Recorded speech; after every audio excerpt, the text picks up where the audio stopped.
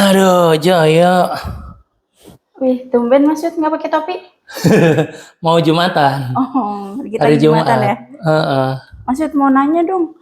Semalam kan aku lihat di YouTube tuh ya kan, terus ada pembahasan kayak tentang apa ya, Wahabi, Salafi, Ahlu Sunnah, apa Salafi gitu. kali. Oh iya, Salafi.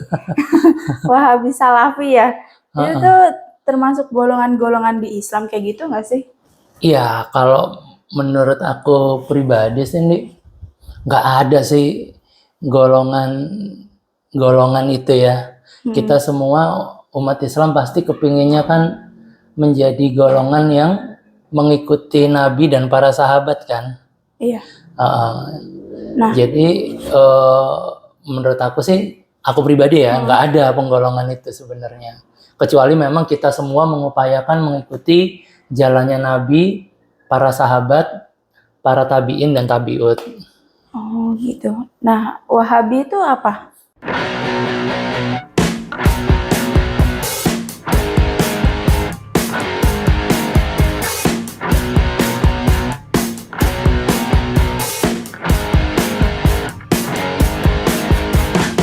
Oke, kalau Nindi udah nanya Wahabi itu apa, Wahabi itu sebenarnya julukan yang ditujukan kepada pengikutnya, ada namanya seseorang yang namanya Muhammad bin Abdul Wahab nih. Yang memberikan julukan itu adalah Kesultanan Utsmani. Nah, jadi ini berkaitan sama sejarah nih, sejarah yang ada di Arab pada waktu itu gitu. Julukan mereka memberi julukan kepada paham atau apa? Paham yang dibawa oleh Muhammad bin Abdul Wahab itu dengan sebutan Wahabi. Kenapa? Karena pada akhirnya nanti dengan paham ini akan menjadi sebuah pergerakan gitu di Arab, gitu ya. Itu yang disebut Wahabi. Nah, bagi orang yang mengikuti pahamnya Muhammad bin Abdul Wahab itu sendiri, nggak suka dipanggil Wahabi. Mereka lebih suka disebutnya Salaf atau Salafi. Nanti aku jelasin ya soal Salaf atau Salafi. Kenapa? Karena bagi mereka, kalaupun orang-orang itu meyakini bahwasanya Muhammad bin Abdul Wahab itu memberikan sebuah paham baru, namanya seharusnya bukan Wahabi, tapi Muhammadiyah. Gitu. Tapi Muhammadiyah. Kenapa? Karena namanya kan Muhammad bin Abdul Wahab kan. Berarti Abdul Wahab itu kan nama bapaknya. Kenapa kok disematkannya ke Wahabinya gitu? Harusnya Muhammadnya kan. Karena namanya dia sebenarnya Muhammad. Muhammadiyah harusnya itu sih. Oh gitu. Itu. Nah, sekali lagi kalau kita berbicara tentang Wahabi, Wahabi itu adalah pergerakan agama ya. Minum dulu nih. Jadi,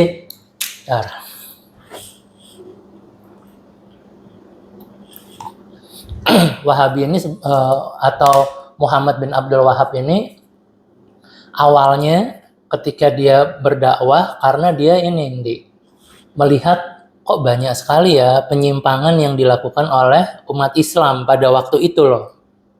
Jadi pada waktu itu udah terjadi pergeseran pemahaman menurut Muhammad bin Abdul Wahab. Makanya Muhammad bin Abdul Wahab itu mempunyai sebuah keyakinan bahwa murninya Islam itu adalah sampai ke abad ketiga Hijriah. Ya, yaitu Islam yang dibawa Rasulullah ke sahabat habis itu ke generasi berikutnya disebutnya tabiin, kemudian dari tabiin punya generasi lagi di bawahnya namanya tabiin. Nah, itu dulu. Si Muhammad bin Abdul Wahab berpegangan sama itu, maka dia mulai berdakwah Dia berdakwah, dia pulang kampung di kota Najs yang ada di Arab sana, dia mulai berdakwah. Nah, seperti biasa ketika berdakwah kan pasti terjadi pro kontra. Ada yang setuju, ada yang nggak setuju kan. Meskipun ada pengikutnya, bahkan pengikutnya semakin banyak, tapi ya itu ada yang suka, ada yang nggak suka, sehingga membuat Muhammad bin Abdul Wahab ini diusir dari kampungnya, dari Najds. Kemudian dia menuju ke Diriyah namanya. Ada kota yang namanya Diriyah. Ternyata kota Diriyah ini ada satu orang yang memegang kota itu, namanya Muhammad bin Saud. Nah, Muhammad bin Saud ini dia menyukai dan mengikuti pemahaman ajaran yang diberikan oleh Muhammad bin Abdul Wahab. Gitu. Oh, gitu. Nah, ketika udah sampai di Riyadh, si Muhammad bin Abdul Wahab tadi dilindungi nih sama Muhammad bin Saud. Nah, ya udah kamu di sini aja. Akhirnya mereka melakukan sebuah kerjasama atau aliansi, Dik.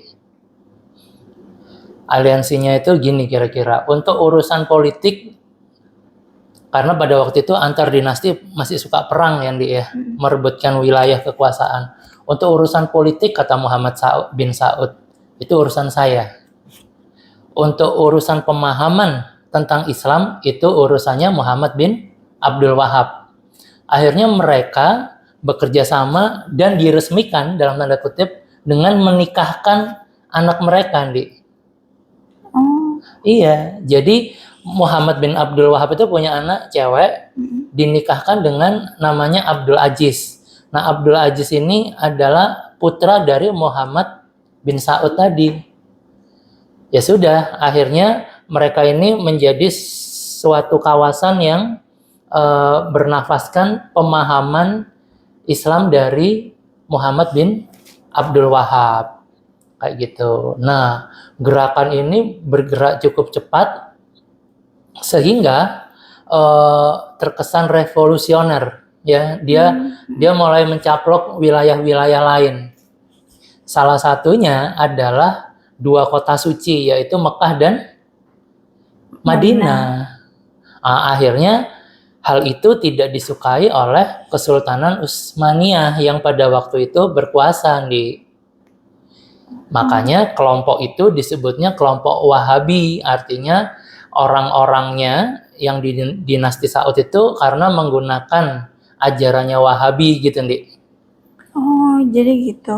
Jadi panjang ya. Ini berkaitan sama politik akhirnya, kembali lagi.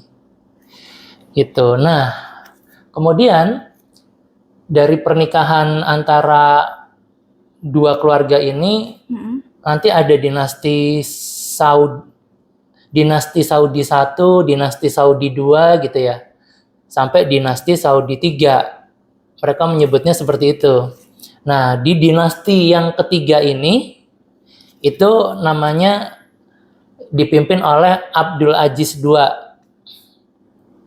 Nah, ketika masuk masa dinasti yang kedua ini, si Abdul Aziz II ini, Jazirah Arab, jadi seluruh Arab itu, Jazirah Arab itu ternyata pada masa itu sudah terbagi dua kekuasaannya. Kalau tadinya semuanya Utsmani, sekarang udah terbelah dua, ada kerajaan Inggris yang juga menguasai Jazirah Arab. Nah, karena tadi Kesultanan Utsmaniyah nggak suka sama dinasti Saudi tadi, karena sudah merebut daerah, apa tadi, dua kota suci, Mekah dan Madinah, maka dinasti Saudi ini berkolaborasi dengan Inggris untuk melawan Kesultanan itu ya? Iya, Kesultanan Utsmani. Politik lagi kan? Iya. Nah, udah dong. Akhirnya ini didukung dengan keadaan di dunia. Sejak Perang Dunia Pertama meletus, pemerintahan Utsmani menarik mundur semua angkatan bersenjatanya dari tanah Arab. Nah, itu akhirnya lebih membuat dinasti Saudi ketiga ini bisa mencaplok atau merebut wilayah-wilayah yang ada di Jazirah Arab lainnya, ngerti nggak? Ini kan perebutan kekuasaan nih. Nah, kemudian pada tahun 1932, baru deh yang Abdul Aziz II ini memproklamirkan bahwasanya saat ini ada sebuah kerajaan namanya Kerajaan Arab Saudi. Itu yang kita kenal sampai sekarang. Jadi kata-kata Saudi itu dari nama Muhammad bin Saud tadi, Dik. Oh gitu. Ngerti ya? Iya, iya. Nah, jadi kalau menurut saya berkaitan sama tadi pertanyaannya apa? Wahabi ya? Iya, Wahabi. Jadi saya masih berpegangan nggak ada sih sebenarnya. Kita tidak boleh juga menstigmakan dia kelompok Wahabi, saya bukan gitu ya. Atau saya Salafi, saya Ahlul Sunnah wal Jamaah. Seharusnya tidak seperti itu, Ndi. Kenapa? Karena awalnya Muhammad bin Abdul Wahab itu sendiri hanya menyampaikan ajaran-ajaran Islam berpegangan dengan mazhabnya Imam Hambali. Nah, ini tahu nggak ada 4 imam mazhab siapa aja, Ndi? Kayaknya tahu deh, kalau nggak salah nih ya. Iya, coba. Imam Hanafi, terus Imam Maliki, Imam Syafi'i, terus satu lagi Imam Hambali ya. Iya, jadi ada Hanafi, Maliki, Syafi'i sama Hambali. Nah, sebenarnya keempat imam ini sudah sepakat untuk hal-hal yang sifatnya pokok atau disebut apa? Ushul ya? Ushul. Nah, yang menjadi perbedaan di masalah yang furu. Furu itu cabang dari yang pokok. Nanti saya jelasin ke situ ya. Itu yang pertama. Jadi si Muhammad bin Abdul Wahab ini hanya menyampaikan suatu pemahaman keagamaan dengan berpegang mazhab Hambali, pure Hambali. Kedua, adanya perbedaan Muhammad bin Abdul Wahab dengan ajaran mazhab Sunni lainnya itu yaitu tadi lebih ke masalah yang bersifat furu. Ya, sebenarnya masalah furu ini pembahasannya sudah diselesaikan oleh 4 imam itu, Ndi. Artinya sebenarnya udah nggak ada masalah, ngerti nggak? Iya. Kenapa? Karena hal-hal yang furu ini bukan yang pokok gitu, Ndi. Nah, kemudian terjadi, kenapa juga akhirnya ada semacam penggolongan ini Wahabi ini bukan, itu tidak lain karena si dinasti Saudi tadi itu ketika merebut kota Mekah dan Madinah itu kan terjadi gesekan. Nah, gesekan yang secara politik itu tadi karena perebutan kekuasaan akhirnya dikait-kaitkan dengan pemahaman sebuah agama atau pemahaman tentang Islamnya gitu loh, Ndi. Jadi kita harus pisahin di antara politik sama agamanya, ngerti nggak? Iya. Di hari ini kan sering orang-orang tuh mencampurkan antara politik dan agama, padahal itu sesuatu hal yang berbeda. Nah, tadi kalau udah dibahas ushul itu adalah pokok, kalau furu itu adalah cabang dari pokok. Dan para ulama sepakat gitu untuk masalah yang pokok. Tapi untuk yang furu, para ulama terdapat perbedaan pendapat. Dan perbedaan pendapat itu hal yang lumrah. Ya. Nah, contoh yang ushul misalnya, menutup aurat itu ushul apa furu? Ushul. Ushul, pokok, wajib menutup aurat. Tapi ketika kita ngomong begini, menutup auratnya, celananya harus di atas mata kaki atau di bawah mata kaki sedikit. Furu. Furu. Iya, karena itu bukan hal yang pokok. Makanya selalu terjadi perbedaan pendapat kan. Kemudian menggunakan hijab, usul apa furu? Usul. Usul, wajib menutup aurat kan. Iya. Tapi menggunakan niqab itu furu. Janggut nih kayak saya nih, ini bukan ushul. Furu ya. Furu. Kalau ini ushul harus ada janggut. Gimana orang-orang yang nggak bisa punya janggut nih, laki-laki? Ya kan susah ya. Nah, itu sih. Kemudian Nindi mau tanya apa lagi? Tentang apa tadi? Ada Wahabi, ada apa lagi? Salafi itu apa tuh? Oke, Salafi ya. Salafi itu dari kata salafus soleh. Salafus soleh gitu ya. Salafus soleh itu yang diartikan di sini adalah penisbatan kepada para sahabat generasi pertama dan generasi kedua nih, atau kita sebutnya para sahabat Nabi, tabiin dan tabiut tabiin. Karena kita meyakini para pendahulu salaf itu pendahulu nih. Para pendahulu yang soleh itu yaitu para sahabat, tabiin, tabiut tabiin itu adalah salafus soleh, pendahulu yang soleh. Nah, kita harus mencontoh mereka. Nah, makanya itu tadi Syekh Muhammad bin Abdul Wahab meyakini bahwasanya Islam itu masih murni hanya sampai abad ketiga Hijriah itu. Nah, kemudian mereka berlomba-lomba lah kepingin meniru para salaf itu, para pendahulu itu. Kenapa? Karena ada hadis Nabi. Hadis Nabi yang berbunyi, umat Islam akan terpecah menjadi 73 golongan ya? Golongan. Nah, yang masuk surga cuma satu. Ditanya, siapa? Beliau menjawab, yaitu yang menempuh jalan hidup atau manhaj seperti aku dan para sahabatku. Nah, atas dasar itu akhirnya para ulama gitu ya memberikan nama bagi orang-orang yang mau mengikuti Nabi dan para sahabatnya itu, mereka menyebutnya Ahlul Sunnah wal Jamaah, ada yang menyebutnya Ahlul Hadis, ada yang menyebutnya Salafi, terus satu lagi apa tuh? Ada yang menyebutnya Firqatun Najiyah ya? Najiyah. Gitu. Jadi itu semua hanya istilah gitu. Gitu ya. Nah, mungkin Indi sering melihat juga di YouTube, kenapa kok orang-orang yang mengaku salafi itu terkesan dalam menyampaikan pendapatnya itu keras gitu ya, atau cenderung mau menang sendiri kayak gitu ya. Itu kalau saya bilang mungkin itu oknum. Gitu. Oknum. Jadi jangan dilihat kata-kata salafinya ya. Karena salaf itu artinya pendahulu, salafus soleh itu tadi kan pendahulu yang soleh ya.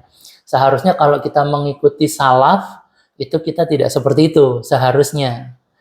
Kalaupun ada perbedaan pendapat, seharusnya disampaikan dengan cara lemah lembut, dengan cara yang santun, yang baik. Kenapa? Karena gimana-gimana, perbedaan pendapat itu terjadi di sesama saudara muslim kita. Nah, seharusnya dalam kita menyampaikan Al-Quran dan Sunnah, itu kita lebih mengutamakan untuk mengajak diskusi nih. Gitu. Ya, berdiskusi dengan baik. Kalau tidak sepakat pun itu nggak apa-apa. Jadi ada kata-kata sepakat untuk tidak sepakat itu nggak masalah nih. Tugas kita hanya bisa menyampaikan dan mendoakan semoga dia mendapatkan ilmu dari yang kita sampaikan itu, gitu. Jadi kesimpulan saya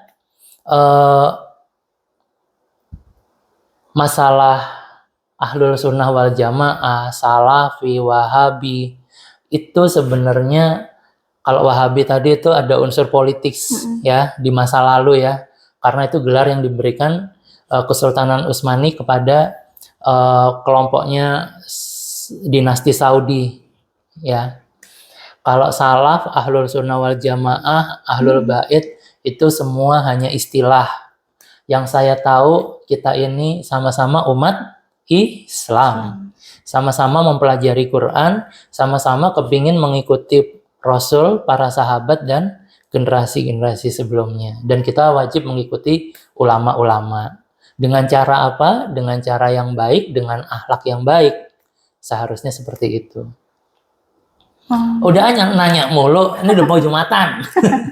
Ada lagi nggak kira-kira? Udah terpuaskan nggak nih nanyanya? Udah tahu jawabannya lah ya, seenggaknya. Ya udah, makasih ya Mas Wid. Oke, ya Jumatan dulu ya. Ya, siap. Yuk. Aduh.